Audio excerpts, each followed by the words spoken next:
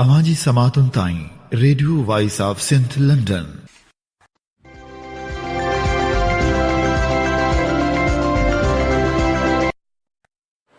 Radio voice of Sindh London तां programme पेश कजे थो ख़बरनि जी दुनिया।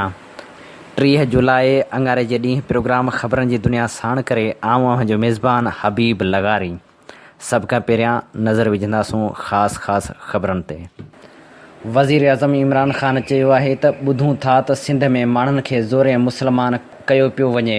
माण्हुनि खे ज़बरदस्ती इस्लाम में शामिलु कंदड़ क़ुरान ऐं हदीस नथा ॼाणनि। असां कीअं माण्हुनि खे ज़बरदस्ती मुस्लमान करण जो मामिलो पंहिंजे हथनि में वठंदा आहियूं। रावलपिंडी में जहाज़ किरी तबाह, अमले समेत 17 ॼणा फ़ौत। कंधकोट भरिसां अगवा थियल 2 ॻोठाणा 11 ॾींहंनि बाद बाज़ियाब। सिंध में तूफ़ानी बरसाति जो ज़ोर टुटी वियो। हैदराबाद ऐं ठठे में अञा ताईं पाणी बीठल। कराची में सुभाणे ताईं वक़्फ़े सां बरसाति जारी रहण जो इम्कान। जामशोरे भरिसां कोहिस्तानी इलाइक़नि में डैम जो पाणी ओवरटॉप थियण बाद भर पासे जे ॻोठाणनि ॾांहुं वधणु लॻो। वॾे वज़ीर पारां हैदराबाद में बरसाति मुतासिर इलाइक़नि जो दौरो, पाणी जल्द निकाल करण जी हिदायत। ख़ैरपुर भरिसां पुलिस जी मौजूदगी में झेड़ो, 8 ॼणा ज़ख़्मी, मुतासिरनि जो एहतिजाजी मुज़ाहिरो। लाड़काणे में कपड़नि जी मशीन मां करंट लॻण करे औरत फ़ौत थी वई। रतोदेरो में ॾखण वासी नौजवान ॾींहुं ॾिठे जो क़तल, हथियारबंद फायरिंग कंदा फ़रार थी विया। खीरथर पहाड़नि ते लगातार बरसाति खां पोइ नयूं तार वही आयूं। काछे जे केतिरनि ई ॻोठनि जो शहरनि सां ज़मीनी राब्तो कटिजी वियो। खानवाण भरिसां पुराणे तकरार तां नौजवान क़तल। खानपुर महर में निंढे भाउ हथां क़तल थियल वॾे भाउ जी तदफ़ीन। सोग में शहर बंदि रहियो। मटियारी वासी नौजवान सईदाबाद वेंदे गुम।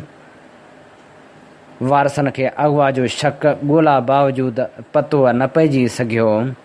इंसानी हक़नि बाबति वज़ीर शीरीन मज़ारी सिंध में इंसानी हक़नि जे फोकल पर्सन इफ़्तिख़ार अहमद लुंड खे जांच खां पोइ उहिदे तां हटाए छॾियो।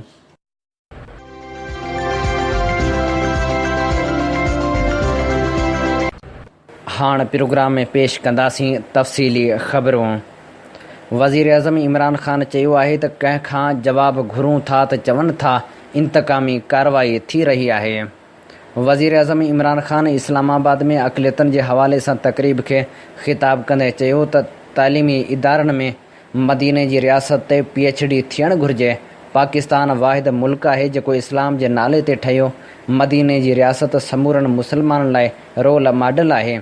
नबी करीम सल्लल्लाहु अलैहि वसल्लम जी ज़िंदगी असांजे लाइ क़यामत ताईं मिसाल रहंदी।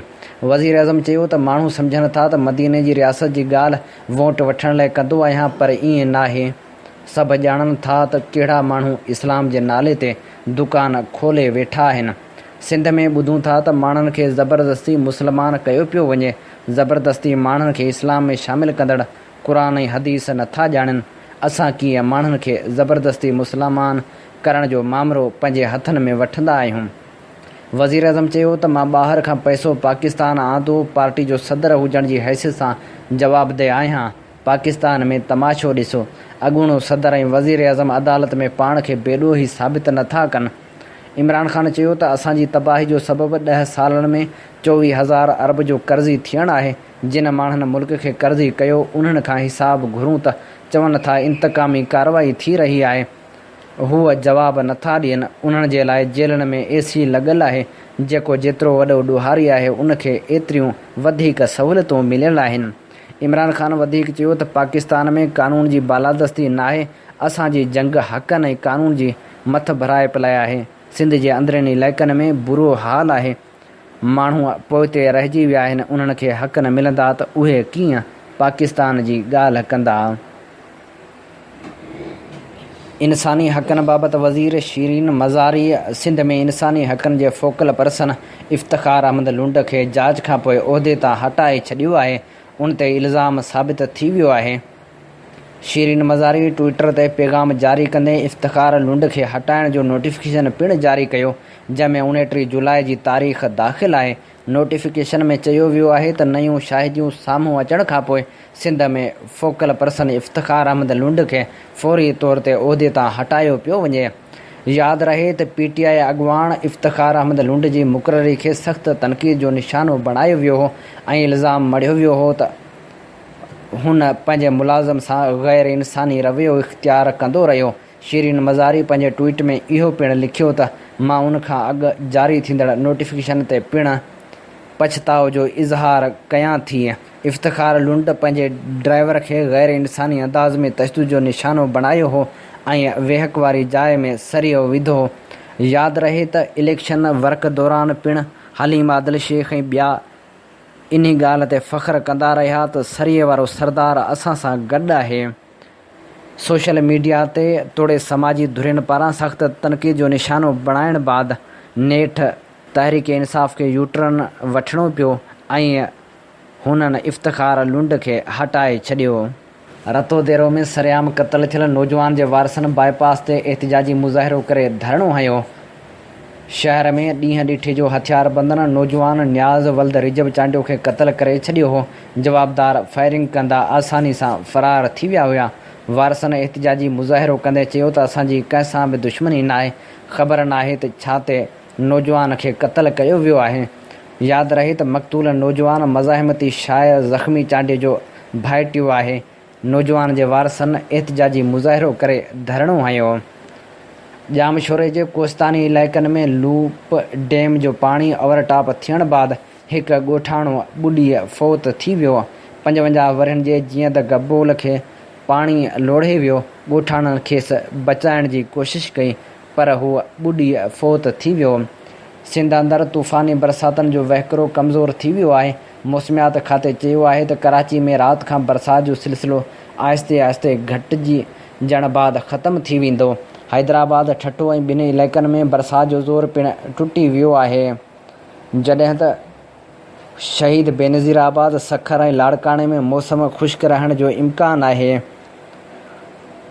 मौसमियात खाते जो चवणु आहे त गुज़िरियल 24 कलाकनि दौरान कराची जे सरजाणो टाउन वारे इलाइक़े में 119 मिलीमीटर बरसाति रिकॉर्ड कई वई, जॾहिं त शहीद बेनज़ीराबाद में गुज़िरियल ॾींहुं 98, पटीदन में 80, बदीन में 59, मीरपुर ख़ास में 40, नगर पार्कर में 29, टंडे जाम में 10, छोर में 9, मिठी में 5 ऐं दादू में 3 मिलीमीटर बरसाति पई।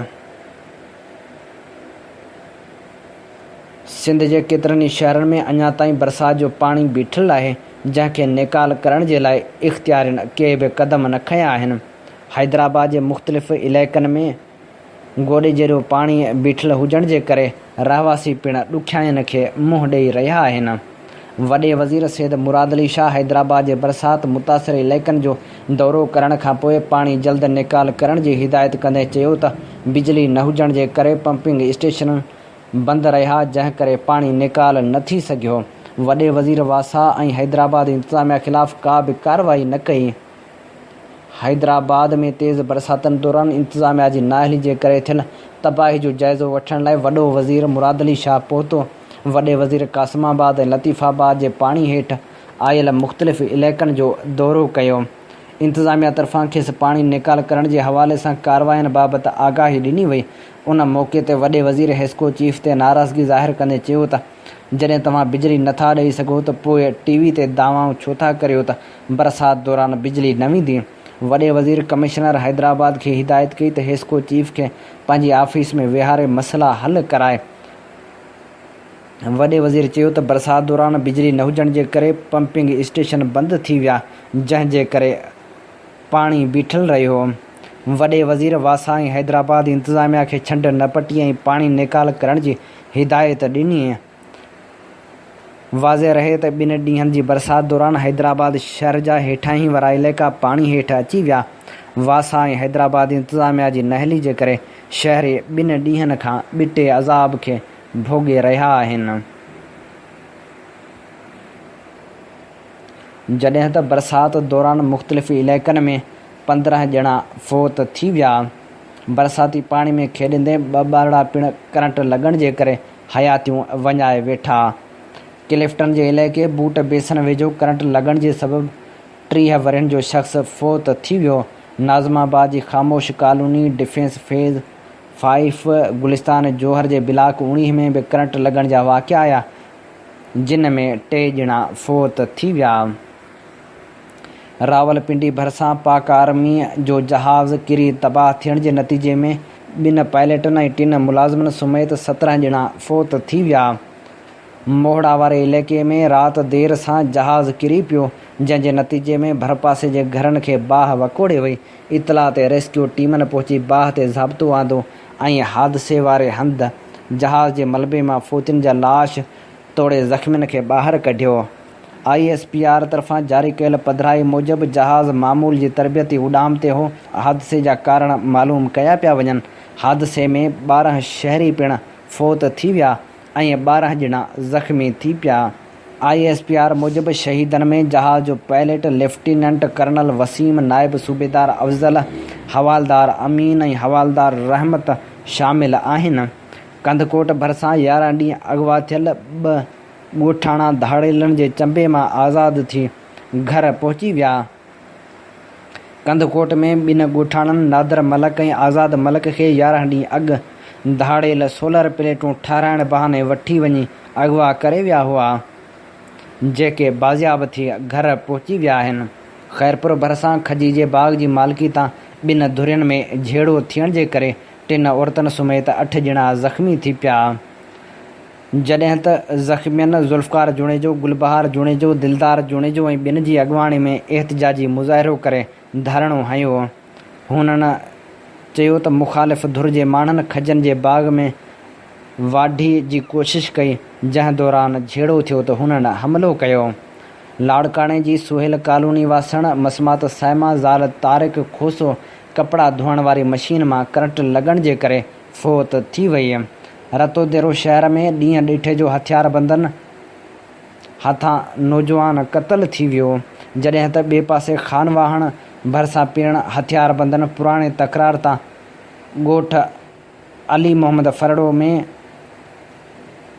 नौजवान ज़मींदार रोशन ज़मीर कूंदर खे गोलियूं हणी क़तल करे छॾियो, जॾहिं त जवाबदार आख़िरी इतलाउनि ताईं गिरफ़्तार न थिया हुआ। खानपुर महर भरिसां नंढे भाउ हथां महर बिरादरी जे चङे मुड़ुस अली मोहम्मद महर जे क़तल ख़िलाफ़ हड़ताल रही सोग में समूरो शहर बंदि रहियो, जॾहिं त अली मोहम्मद जे मढ़ खे खानगढ़ जे भीड़ शरीफ़ क़ब्रिस्तान में मिटी माउ हवाले कयो वियो। मटियारी भरिसां न्यू सईदाबाद वासी नौजवान गुम थी वियो आहे।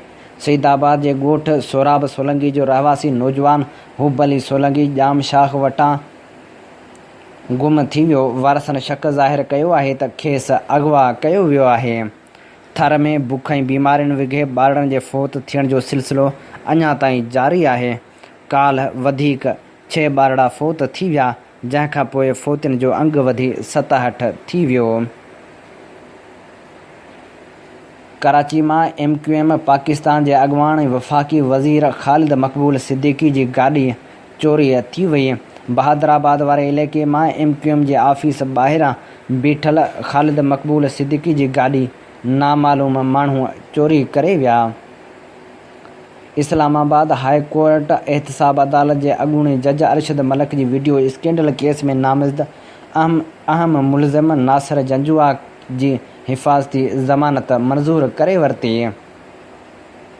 दहशतगर्दी जे अंत वारी अदालत PTV ऐं पार्लियामेंट ते हमले वारे केस में मखदूम शाह, महमूद कुरैशी, जहांगीर तरीन ऐं परवेज़ खटक जी हाज़िरी खां इस्तिस्ना वारी दरख़्वास्त मंज़ूर करे वरिती।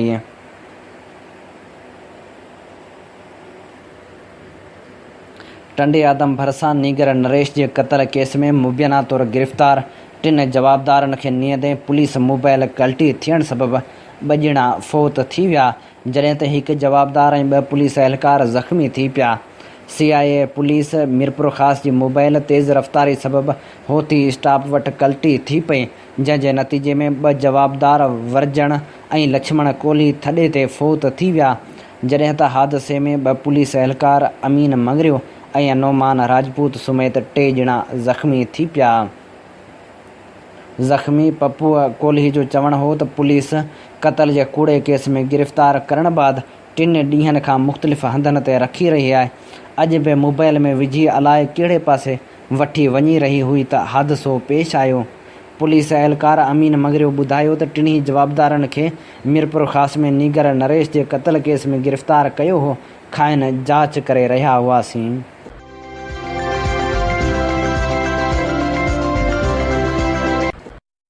प्रोग्राम ख़बरनि जी दुनिया में हाणे वरायूं था तारीख़ जा वर्क ऐं तारीख़ जे वर्कनि मां ख़ूबसूरत लिखणी असां चूंड कई आहे रहीमदाद ख़ान मौलाई शीदाई जी, जेका असां खई आहे किताब जन्नतुल सिंध मां।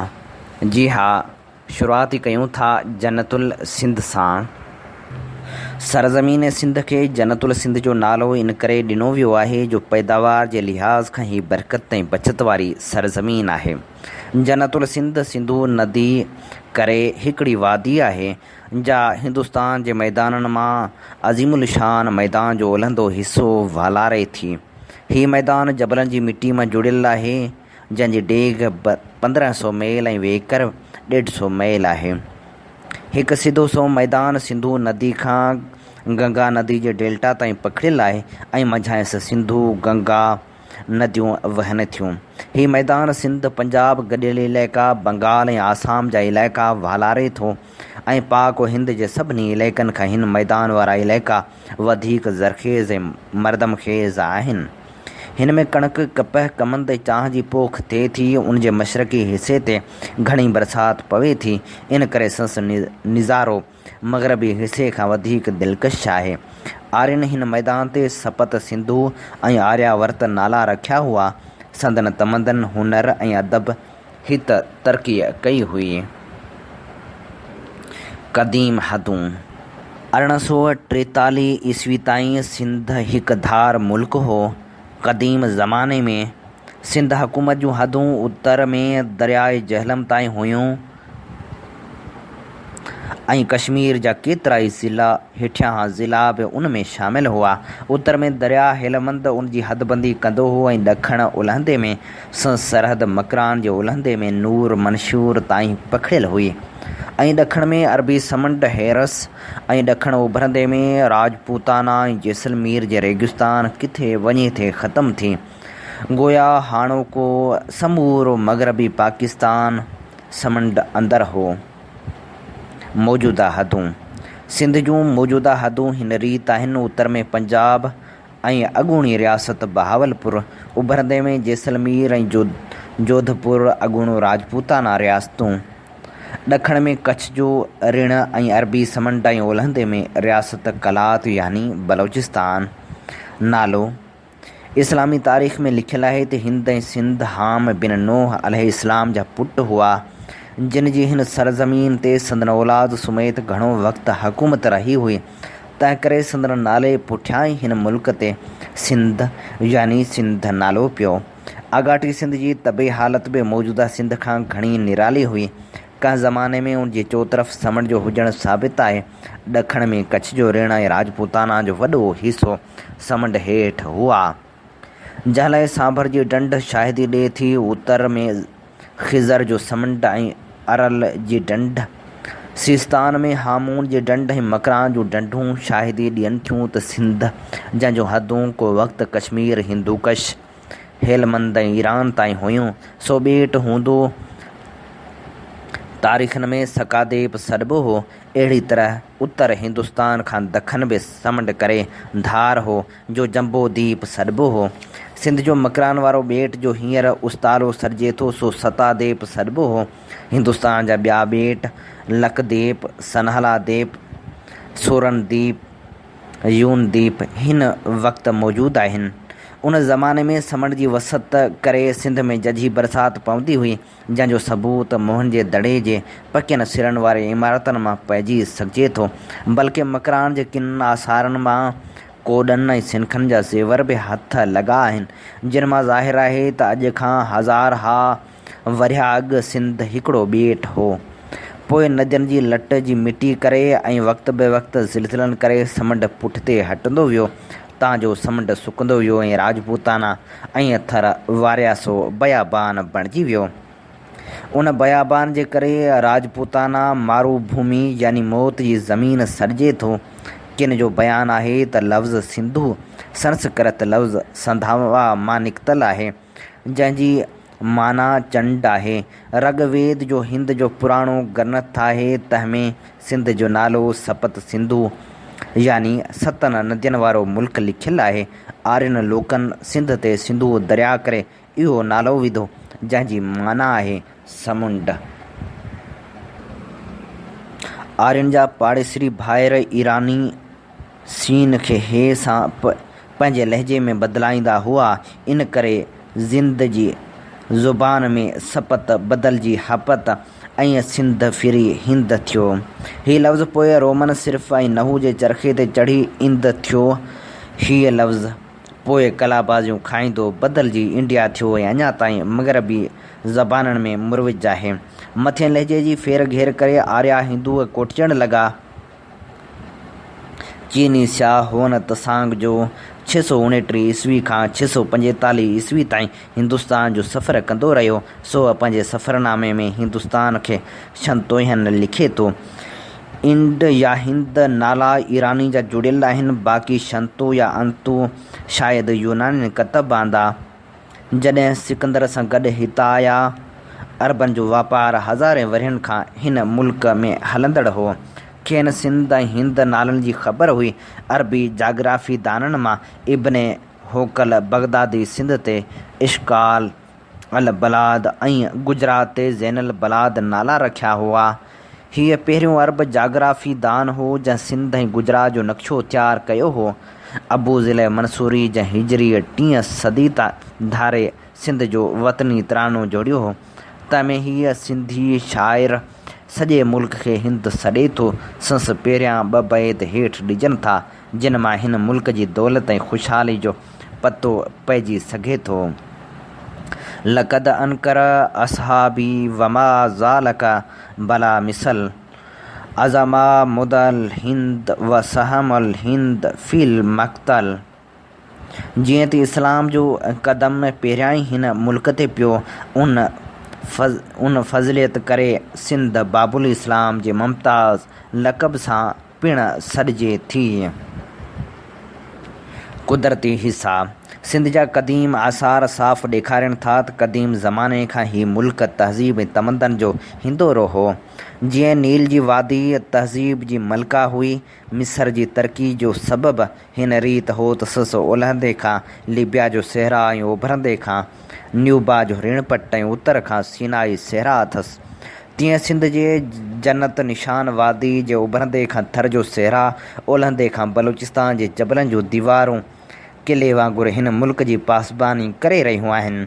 उत्तर सिंध खां कच्छी जो टेकुंडो मैदान दश्ते बेदार शुरू थिए थो, जिते कोहनि ताईं रुञ लॻी पई आहे ऐं पोइ पाणी जो नालो निशान कोन्हे।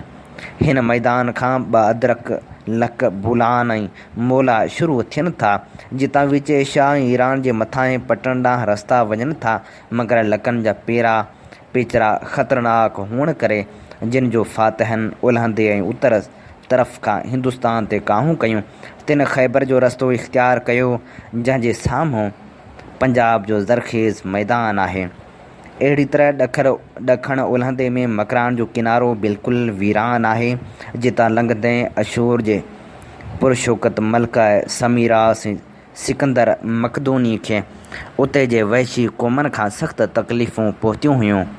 मथियनि रस्तनि जे रोक लाइ हिन ख़ुशि नसीब वादी खां मज़बूत क़िला ॾिनल हुआ। मसलन पंजाब खां काह कंदड़नि जी रोक लाइ मेहराण जे उभरंदे कप ते अलूर जो मज़बूत क़िलो टकरी ते ॿधल हो, जंहिं ते कब्ज़े करण लाइ फ़ातिह अरबनि खे के महीना लॻा हुआ। ओलहंदे खां बरसाती नए जे वहकरनि करे रस्ता जुड़ियल आहिनि, जे दरअसल निढड़ा लक आहिनि। तिन जे रोक लाइ कोहिस्तानी इलाइक़े में सेविस्तान यानी सेवण जो मशहूरु क़िलो हो। विचोले में ब्रह्मणाबाद ऐं नेरनकोट पाताल जा क़िला हुआ। ॾखण में समुंड खां काहुनि जे बचाव लाइ सिंधु नदी जी डेल्टा वारनि मग़रबी शाख़नि ते दीबल जो मशहूरु क़िलो हो।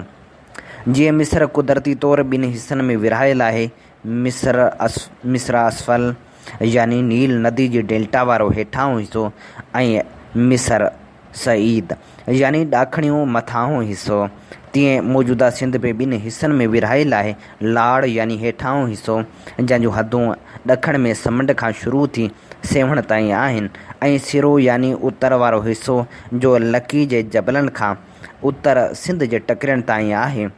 सिंध उतर खां समुंड ताईं डेघ में 360 मील आहे ऐं वेकर में उभरंदे वारनि थर जे भिटनि खां वठी उलहंदे वारनि टकिरनि ताईं 170 मीलनि में आहे ऐं जमली 5 हिसनि में विरहायल आहे: सरो, विचोलो, लाड़, थर ऐं कोहिस्तान। आबहवा हाणोकी सिंध मौसमी हवाउनि खां ॿाहिरि हुअण करे हिकु ख़ुश्क इलाइक़ो आहे जिते सालियानो 3 इंच बरसाति मस पवे थी। सरे भाङे जी ज़मीन मथां ई पकी हुअण करे सरो सरिजे थी ऐं ॾाखिणियो भाङो लड़ियल ऐं हेठां आहे। तंहिं करे उनखे लाड़ चइबो आहे। कच्छ जो ऋण ऐं अरबी समुंड वेझो अथसि, तंहिं करे हिन भाङे जी ज़मीन कलराठी आहे। सिरे ऐं लाड़ जे विच वारे हिसे खे विचोलो चइबो आहे। हिन भाङे जी ज़मीन संवत वारी ऐं भली आहे, छाकाणि जो सिंधू नदी हिन भाङे मां वहे थी ऐं संस लट वारो पाणी ज़मीन ते पखिड़िजो वञे। ओलह वारो भाङो सॼो ई जाबलू आहे, तंहिं करे खेसि कोहिस्तान चइबो आहे। उभर वारे भाङे ते भिटूं लॻियूं पियूं आहिनि, तंहिं करे खेसि थर या रेगिस्तान सॾिबो आहे। सरो समुंड खां परे आहे ऐं ओलह पासे खां वीरान टकिरियूं अथसि, तंहिं करे उते जी आबहवा ऊन्हारे में तमामु गरम ऐं सियारे में तमामु सर्द थिए। विचोले जे ॻच भाङे मां सिंधू दरिया वहे थो ऐं उन जे हेठां हिसे ते समुंड जी हवा जो बि असरु पवे थो, तंहिं करे हिते जी आबहवा सुठी ऐं वणंदड़ आहे। लाड़ वारे भाङे खे समुंड वेझो आहे ऐं ज़मीन बि हेठां ई अथसि, तंहिं करे उते जी हवा घिम वारी आहे। हेठां ई ज़मीन हुअण करे उते पोसल थिए थी। थर में वारी जा दड़ा लॻा पिया आहिनि, को दरिया या वाह कोन अथसि, तंहिं करे उते ॾाढियूं लुकूं लॻनि ऐं ऊन्हारे में गर्मी घणी थिए त सियारे में वरी घणी सर्दी थिए। कोहिस्तान में 2 क़िस्मनि जी आबहवा आहे। ॾाखिणे हिसे जी वणंदड़ ऐं सुठी, छाकाणि त उनखे समुंड वेझो आहे, ऐं मथे हिसे यानी जेकमाबाद ऐं सेवण में वरी मुल्क खां घणी गर्मी थिए, छाकाणि त समुंड वेझो कोन अथनि ऐं ॿियो त भर पासे वारी ज़मीन बि वारियासी ऐं टुकराठी अथनि। हैदराबाद ऐं झिरक टुकरी ते ॿधल आहिनि ऐं समुंड खां घणो परे कोन आहिनि ऐं संदन भरिसां सिंधू दरिया वहे थो, तंहिं करे आबहवा सुठी अथनि। कोहिस्तान में 2 क़िस्मनि जी आबहवा आहे। ॾखिणे हिसे में वणंदड़ ऐं सुठी, छाकाणि त उनखे समुंड वेझो आहे, ऐं मथे हिसे यानी जेकमाबाद ऐं सेवण में वरी सॼे मुल्क खां घणी गर्मी थिए, छाकाणि त समुंड वेझो कोन अथनि। ॿियो त भरपासे वारी ज़मीन बि वारियासी ऐं ठुकराठी अथनि। हीअ लिखणी असां पेश कई जन्नतुल सिंध किताब मां, जेको लिखियलु आहे रहीमदाद ख़ान मोलाई शीदाई जो।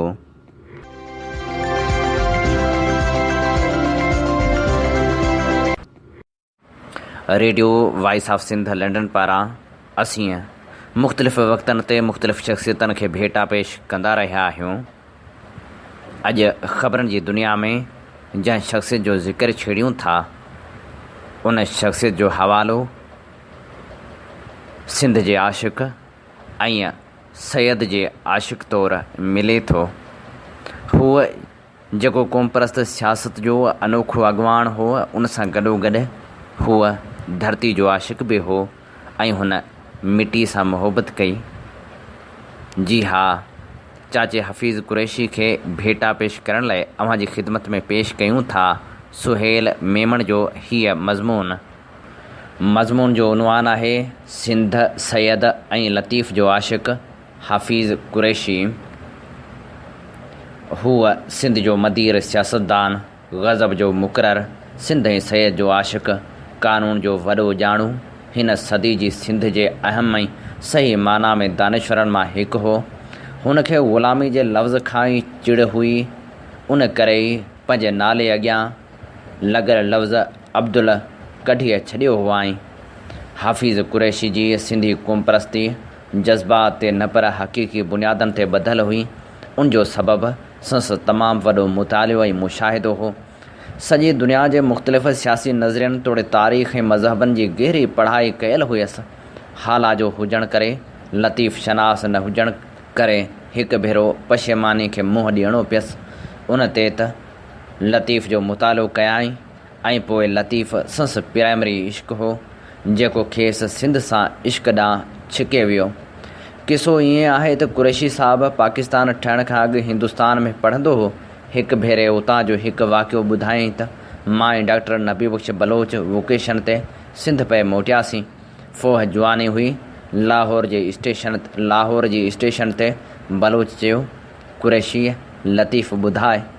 मूं चयो, लतीफ़ छा ॿुधायां, लतीफ़ में आहे छा?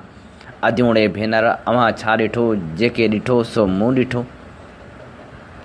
ग़ालिब चयो, इक़बाल चयो, उहो चयो त ॿुधायाई, बाक़ी लतीफ़ तूं ॿुधाए। बलोच चयो, मां न ॿुधाईंदुसि। लतीफ़ तुंहिंजे ॻोठ हाला जो आहे, तूं ॿुधाए। हाला पहुतुसि घरवारी खां मोकल वठी भिट शाह जी दरगाह ते पहुतुसि त ॿेली लतीफ़ जे ॻोठ जो आहियां, पर लतीफ़ नथो अचे। उन करे थोरो त ॾिसां त आख़िर आहे छा माजरा। दरगाह ते राग पे हलियो, सम्झ में न आयो त चवनि छा पिया। हिकु हमराह ॾिठमि, राग ते रुनो पए, सोचियमि उन खां पुछां। ॿिया हमराह त मूं वांगुरु वाइड़ा वेठा हुआ, सो उन हमराह खे चयुमि, कर ख़बर छो पियो रोईं? उन रागिन आख़िर चयो, छा अथई जो तूं रोईं पियो?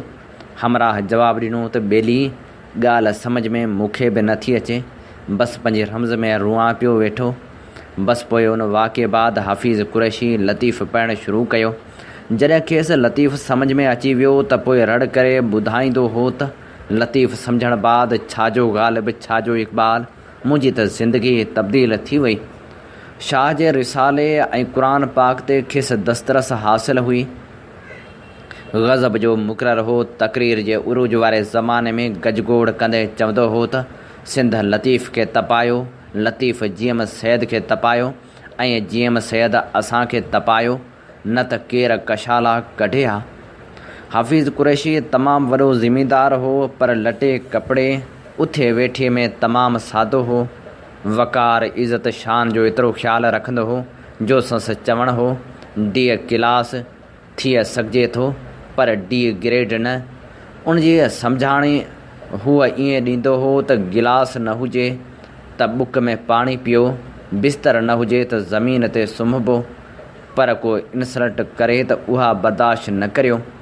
जुलाई जे महीने में 29 तारीख़ ते फ़ौत थींदड़ हफ़ीज़ कुरैशी जुलाई जे महीने ई 26 जुलाई 1920 ते पुराणा हाला में जनमु वरितो ऐं उतां ई प्राइमरी तालीम पिराए वधीक तालीम टंडो बागो ऐं हैदराबाद मां हासिलु करियाई। आला तालीम जूनागढ़, अलीगढ़ ऐं बम्बई मां वरिताई। 1947 में उस्ताद तौर बि पढ़ाई। बाद में अॻु में कराची ऐं पोइ हैदराबाद में वकालत शुरू कयाई, जेका लोअर कोर्ट खां हाई कोर्ट ऐं पोइ सुप्रीम कोर्ट ताईं पहुतसि। चाचा हफ़ीज़ कुरैशी जी सियासत जी शुरूआति ख़ाकसार तहरीक खां शुरू थी, जीअं सिंध तहरीक ऐं साईं जीएम सैद ते ख़तमु थी। साईं जीएम सैद सां इश्क़ जी हद ताईं तालुक़ जे पोयां असल में कुरैशी साहिब जो सिंध सां अज़ली नातो हो। कुरैशी साहिब नेशनल अवामी पार्टीअ जो सिंध जो सदर बि रहियो। नैब ते ज़ुल्फ़कार अली भुट्टो पाबंदी हणी छॾी हुई। चाचा हफ़ीज़ कुरैशी अवामी तहरीक जो बुनियादु विझंदड़ मेंबर बि रहियो, पर क़ौमी सवाल ते रसूल बख़्श पलीजो खां धार थियो। कुरैशी साहिब जी ज़ुल्फ़कार अली भुट्टो सां गहरी संगत हुई। पीपल्स पार्टी ठाहिण दौरान सिंध जे पहिरें दौरे में हूअ भुट्टे साहिब सां गॾु हो, पर संस ज़ोर बार ऐं हुजत बावजूदु सिंध जे क़ौमी सुवाल सबबु साणस न गॾियो। इक़्तिदार साम्हूं हुअ ऐं इक़्तिदार जे तख़्त ते वेंदड़ संस वेझो दोस्त, पर पोइ बि चाचा हफ़ीज़ कुरैशी सिंध जे क़ौमी सुवाल ते भुट्टे सां इख़्तिलाफ़ रखियो ऐं साणस न गॾियो।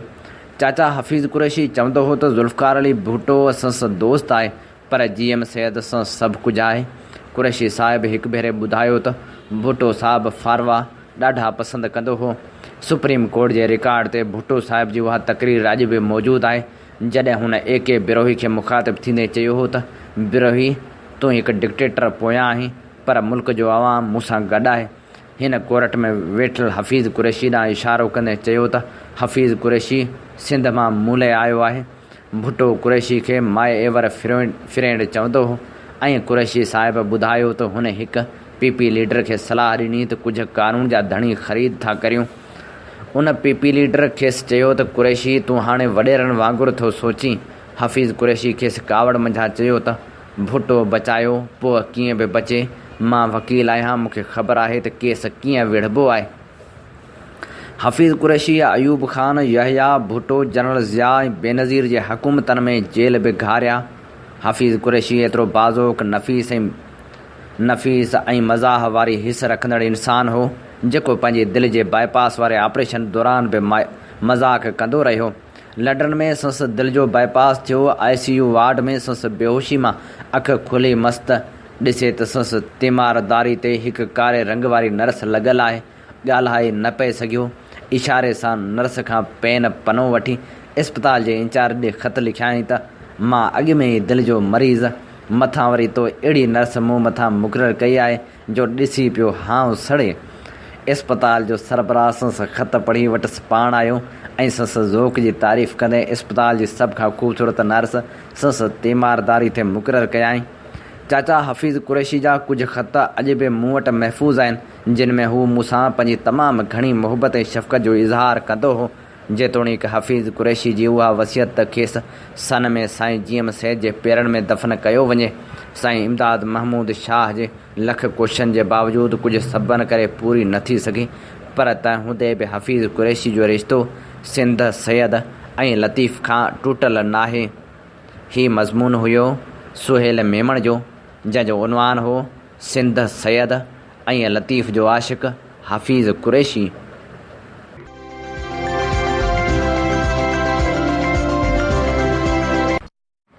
Radio voice of Sindh London पारां असीं मुख़्तलिफ़ वक़्तनि ते मुख़्तलिफ़ शख़्सियतनि खे भेटा पेश कंदा रहिया आहियूं। अॼु ख़बरनि जी दुनिया में जंहिं शख़्सियत जो ज़िक्र छेड़ियूं था उन शख़्सियत जो हवालो सिंध जे आशिक़ ऐं सैद जे आशिक़ तौरु मिले थो। हूअ जेको क़ौम परस्त सियासत जो अनोखो अॻवान हो, उन सां गॾोगॾु हूअ धरती जो आशिक़ बि हो ऐं हुन मिटी सां मुहबत कई।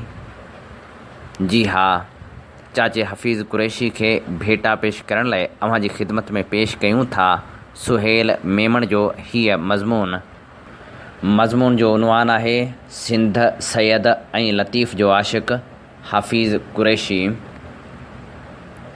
हूअ सिंध जो मदीर सियासतदान, ग़ज़ब जो मुक़रर, सिंध ऐं सैद जो आशिक़, क़ानून जो वॾो ॼाणू, हिन सदी जी सिंध जे अहम ऐं सही माना में दानिश्वरनि मां हिकु हो। हुनखे ग़ुलामी जे लफ़्ज़ खां ई चिड़ हुई, उन करे ई पंहिंजे नाले अॻियां लॻल लफ़्ज़ अब्दुल कढी छॾियो हुआईं। हफ़ीज़ कुरैशी जी सिंधी क़ौम परस्ती जज़्बात ते न पर हक़ीक़ी बुनियादनि ते ॿधल हुई। उनजो सबबु संसद तमामु वॾो मुतालियो ऐं मुशाहिदो हो। सॼी दुनिया जे मुख़्तलिफ़ सियासी नज़रियनि तोड़े तारीख़ ऐं मज़हबनि जी गहरी पढ़ाई कयल हुयसि। हाला जो हुजण करे, लतीफ़ शनास न हुजण करे हिकु भेरो पशेमानी खे मुंहुं ॾियणो पियसि। उन ते त लतीफ़ जो मुतालो कयाई ऐं पोइ लतीफ़ संस प्राइमरी इश्क़ हो जेको खेसि सिंध सां इश्क़ ॾांहुं छिके वियो। किसो ईअं आहे त कुरैशी साहब पाकिस्तान ठहण खां अॻु हिंदुस्तान में पढ़ंदो हो। हिकु भेरे उतां जो हिकु वाक़ियो ॿुधायईं त मां ऐं डॉक्टर नबी बख़्श बलोच वोकेशन ते सिंध पे मोटियासीं। फ़ोह जवानी हुई। लाहौर जी स्टेशन ते बलोच चयो, कुरैशी लतीफ़ ॿुधाए।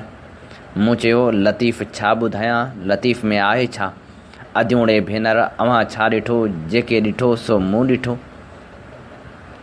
ग़ालिब चओ, इक़बाल चओ, उहो चओ त ॿुधायां, बाक़ी लतीफ़ तूं ॿुधाए। बलोच चयो, मां न ॿुधाईंदुसि। लतीफ़ तुंहिंजे ॻोठ हाला जो आहे, तूं ॿुधाए। हाला पहुतुसि, घरवारी खां मोकल वठी भिट शाह जी दरगाह ते पहुतुसि त ॿेली लतीफ़ जे ॻोठ जो आहियां, पर लतीफ़ नथो अचे। उन करे थोरो त ॾिसां त आख़िर आहे छा माजरा। दरगाह ते राग पे हलियो, सम्झ में न आयो त चवनि छा पिया। हिकु हमराह ॾिठमि, राग ते रुनो पए। सोचियमि उन खां पुछां ॿिया हमराह त मूं वांगुरु वाइड़ा वेठा हुआ। सो उन हमराह खे चयुमि, कर ख़बर छो पियो रोईं? उन रागिन आख़िर चयो, छा अथई जो तूं रोईं पियो? हमराह जवाबु ॾिनो त ॿेली ॻाल्हि सम्झ में मूंखे बि नथी अचे, बसि पंहिंजे रम्ज़ में रुआं पियो वेठो। बसि पोइ उन वाक़े बाद हफ़ीज़ कुरैशी लतीफ़ पढ़णु शुरू कयो। जॾहिं खेसि लतीफ़ सम्झ में अची वियो त पोइ रड़ करे ॿुधाईंदो हो त लतीफ़ सम्झण बाद छाजो ग़ालिब छाजो इक़बाल, मुंहिंजी त ज़िंदगी तब्दील थी वई। शाह जे रिसाले ऐं क़ुरान पाक ते खेसि दस्तरस हासिल हुई। ग़ज़ब जो मुक़ररु हो। तक़रीर जे उरूज वारे ज़माने में गजगोड़ कंदे चवंदो हो त सिंध लतीफ़ खे तपायो, लतीफ़ जीएम सैद खे तपायो ऐं जीएम सैद असांखे तपायो, न त केरु कशाला कढे हा। हफ़ीज़ कुरैशी तमामु वॾो ज़िमीदार हो, पर लटे कपिड़े उथे वेठे में तमामु सादो हो। वक़ार इज़त शान जो एतिरो ख़्यालु रखंदो हो जो संसि चवणु हो, डी क्लास थी सघिजे थो पर डी ग्रेड न। उनजी सम्झाणी हूअ ईअं ॾींदो हो त गिलास न हुजे त बुक में पाणी पियो, बिस्तर न हुजे त ज़मीन ते सुम्हिबो, पर को इंसल्ट करे त उहा बर्दाश्त न करियो।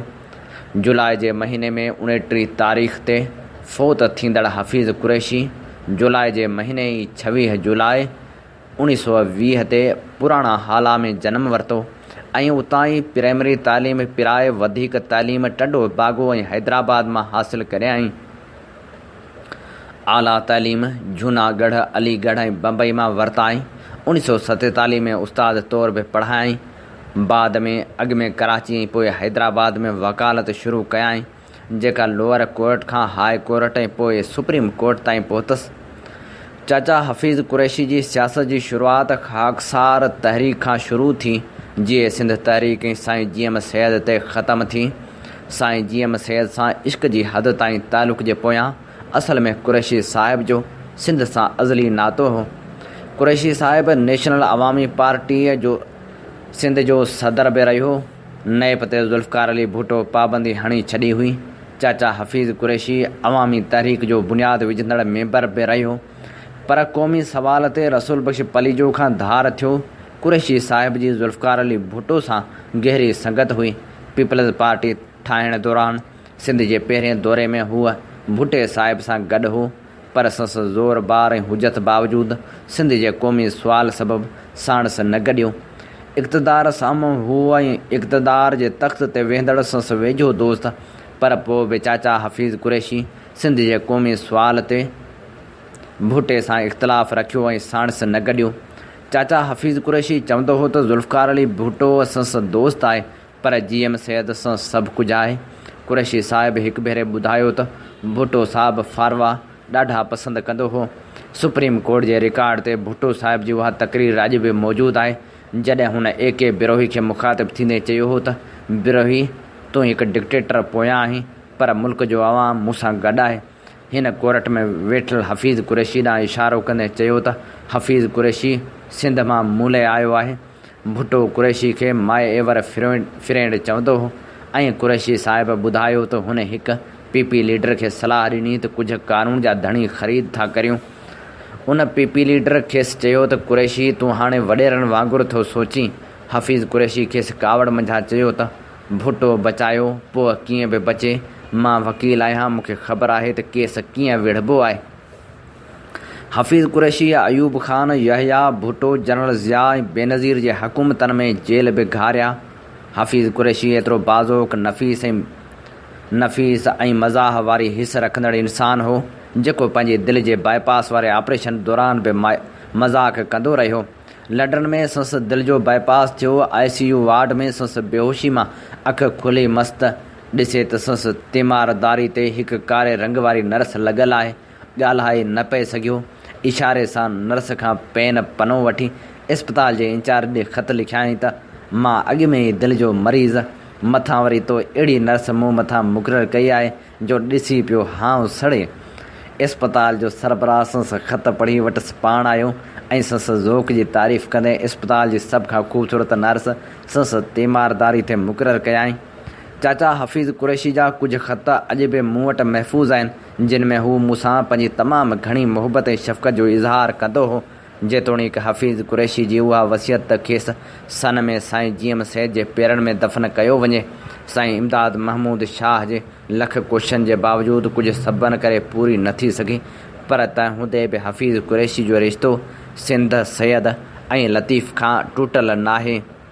ही मज़मून हुयो सुहेल मेमण जो, जंहिंजो उनवान हो सिंध सैयद ऐं लतीफ़ जो आशिक़ हफ़ीज़ कुरैशी।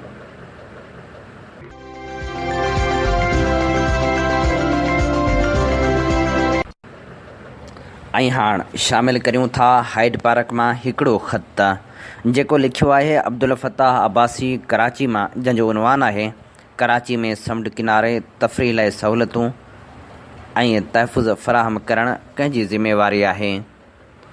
मौसमियात खाते पारां ॿुधायो वियो आहे त हलंदड़ हफ़्ते में मुल्क जे समूरनि सूबनि बशमूल सिंध जे कराची समेत ॿियनि शहरनि में तूफ़ानी बरसात जो इम्कान आहे। जॾहिं त कुझु ॾींहं खां कराची में वणंदड़ मौसम आहे। दुनिया जे बहितरीन शहरनि मां कराची उहो वाहिद आलमी शहर आहे जिते समुंड ते पहुचणु शर्त वणंदड़ छोलियूं निडरनि ॿारनि ॿारड़ियुनि औरतनि मर्दनि माना त हर माण्हू खे पाण ॾांहुं छिकीनि थियूं। उन करे वणंदड़ मौसम सबबि कराची समेत ॿियनि शहरनि खां ईंदड़ माण्हुनि जी तवजह जो मर्कज़ सी व्यू क्लिफ्टन जो समुंड किनारो आहे। जेतोणीकि हिते रोज़ाने हज़ारनि जी तइदाद में माण्हू सैर सफ़र लाइ अचनि था, पर वफ़ाक़ी तोड़े सूबाई हुकूमत पारां हिते ॿारनि औरतनि तोड़े पीरसनि माण्हुनि जे वेहण जो को बि बंदोबस्तु न आहे, न ई वाशरूम पीअण जो पाणी, न वरी सिक्योरिटी जो इंतज़ाम आहे।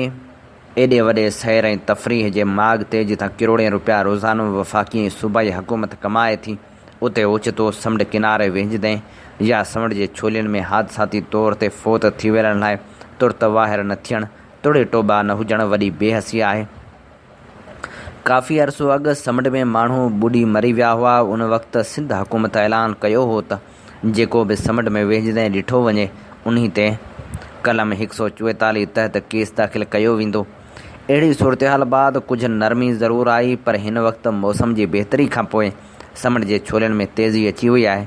उन करे ज़रूरत इन ॻाल्हि जी आहे त हिन वक़्तु पिणु समुंड में वेझण ते कलम 144 लागू कयो वञे, छाकाणि जो उते कंहिं बि क़िस्म जे तुर्त वाहिर जी सहूलियत मौजूदु न आहे। अहिड़ी रीति इतफ़ाक़ी हादसनि ते कंट्रोल आणे सघिजे थो। हीउ हुयो हाइड पार्क मां हिकिड़ो ख़त जेको लिखियो अब्दुल फ़ताह अब्बासी।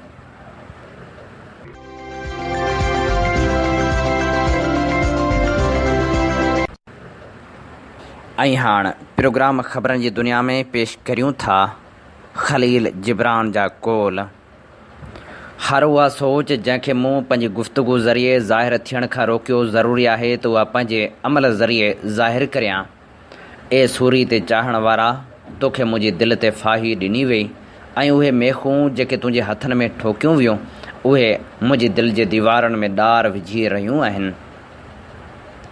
सुभाणे जेकॾहिं कोई वाटड़ू जलजला वेझो गुज़रंदो त ॿिनि शख़्सनि जो खून वहंदो ॾिसंदो, न ॿिनि शख़्सनि जो न पर हिकु शख़्स जो। बेशक उहे हथ जेके कंडनि जो ताज बणाइनि था उन्हनि हथनि खां घणो बहितरु आहे जेके कुझु बि नथा कनि। असांजा मुक़दस तरीन ॻोढ़ा उहे आहिनि जेके असांजे अखियुनि जी वाट ॼाणनि था। जेकॾहिं तूं ककर ते सवार थिए त तोखे ॿिनि मुल्कनि जे विच में को फ़र्क़ु महसूसु न थींदो, पर अफ़सोस उन ॻाल्हि जो आहे त तूं ककरनि ते सवार थी नथो सघीं। निभाग उहो आहे त मां पंहिंजो ख़ाली हथ माण्हुनि ॾांहुं वधायां पर को बि उन्ही ते कुझु न रखे, ऐं नाउमेदी उहा आहे त मां पंहिंजो भरियल हथ माण्हुनि ॾांहुं वधायां पर को बि उन्ही तां कुझु बि न खणे। मूंखे अब्दी आलम ॾांहुं वञण जो ॾाढो शौक़ु आहे त जीअं मां पंहिंजे ग़ैर मंज़ूम क़सीदनि खे सहेड़े सघां ऐं अणमुकमिल तस्वीरनि खे मुकमिल करे सघां। हर इंसानु हर उन बादशाह ऐं हर उन ग़ुलाम जो औलाद आहे जेको उन खां अॻु हिन दुनिया में ज़िंदगी घारींदा हुआ। जंहिंसां गॾिजी तूं खिली थो उनखे त विसारे सघीं थो, पर जंहिंसां गॾु रुनो आहीं तव्हांखे विसारे नथो सघीं। तोखे कहिड़ो भउ आहे जॾहिं त सोच तुंहिंजे घर जे उभर वारे भित जो हिकु नओं रोशनदान आहे। गार जहिड़ो खुलियल वात मानी घुरे थो ऐं अंधा हथ उञायल चपन ते अचण लाइ हिकु प्याले मिसल आता आहिनि। हर बंदि दरवाज़े पुठियां हिकु राज़ लिकियलु आहे जंहिं ते 7 पोश चढ़ियल आहिनि। जॾहिं राति थिए ऐं तूं उन जा तारीख़ हुजे त बिस्तर में वञी लेट ऐं पंहिंजे इख़्तियार खां दूर थी वञ।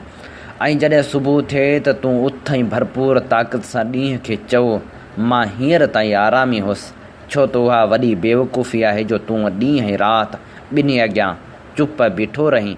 जे तो ईअं कयो त हूअ तो ते खिलंदा। इंतज़ारु ज़माने जो ज़हर आहे, ख़्याल खे सूरत ॾियणी फ़नकारी आहे। घणो घणो शुक्र अदा कर जो तो पंहिंजे पीउ जी मशहूरी या पंहिंजे चाचे जे माल ते ज़िंदगी गुज़ारण ते मजबूर न आहीं। ऐं उनखां बि वधीक शुक्र अदा कर जॾहिं कोई तुंहिंजी मशहूरी या दौलत ते ज़िंदगी गुज़ारण वारो न हुजे। हासिद मुंहिंजी साराह कनि था पर ॼाणनि नथा। अॼु जो सभ खां वॾो ॾुख कालोकियुनि ख़ुशियुनि खे यादि करणु आहे। उमेद अधु हयाती आहे ऐं बेहसी अधु मौत। ज़हानत बि घणो करे हिकु परदे मिसल आहे। जे तो उनखे हटाइण में कामयाबु वहीं त उहा तोखे हिकु वॾी अक़ल वारी शइ नज़र ईंदी या वरी पुरफ़रेब महारत। इन्ही ते ई प्रोग्राम ख़बरनि जी दुनिया पंहिंजी पुॼाणी ते पहुचे थो। पंहिंजे मेज़बान हबीब लगारी खे ॾींदा इजाज़त। अल्लाह निगहबान।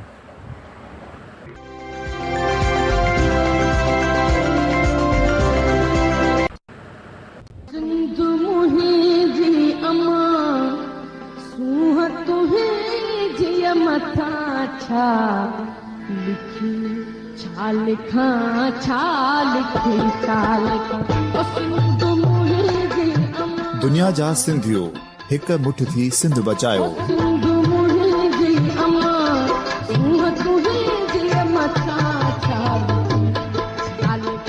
सिंध जो क़ौमी आवाज़ radio voice of Sindh London.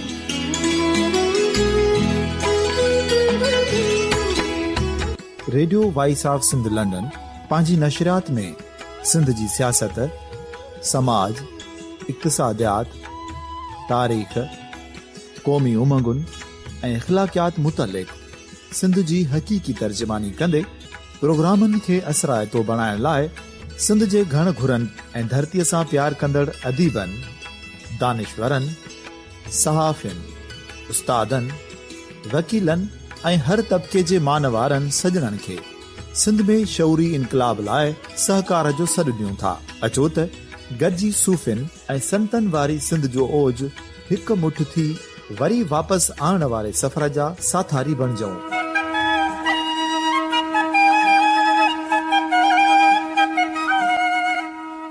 हिकु नए सुबुह जी शुरूआत जो पड़ाॾो घर घर, ॻोठ ॻोठ ऐं शहर शहर ताईं पहुचायो। शाल सिंध आबाद ऐं ख़ुशहाल थिए, सिंधी माण्हू सुखियो ऐं सताबो थिए।